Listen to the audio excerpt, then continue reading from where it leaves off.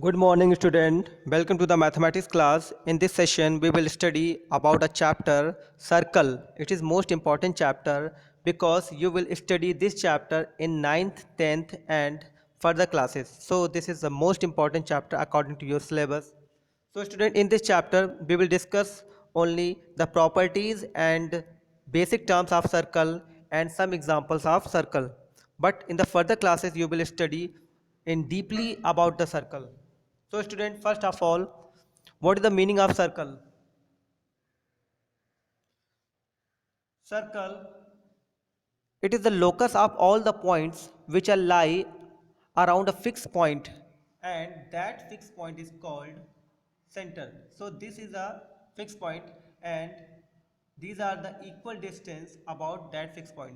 So circle is a locus of all the points which are lie around a fixed point, and that fixed point is called center, and the distance between fixed point and the boundary is called radius. Now student, we will discuss here some terms which are related to the circle. First term is interior of a circle. So the inside portion of a circle where the points are lie are called interior of a circle.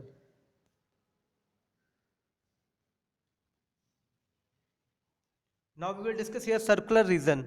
A region inside the circle or on the circle is called circular region.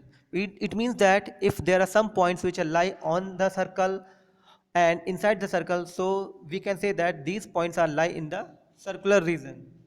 Now we will discuss here exterior of a circle. So the region outside from the circle is called exterior of a circle. It means that if there are some points which are lie outside from the circle, so these points can say be said to be exterior of a circle. Now chord of a circle, a line a line which touch only 2 points on the boundary of a circle is called chord. Diameter of a circle, diameter is also a chord, but the longest chord of a circle is called diameter. It means that it is also a chord which passes through the center, and it is the longest in the circle. There is a relation.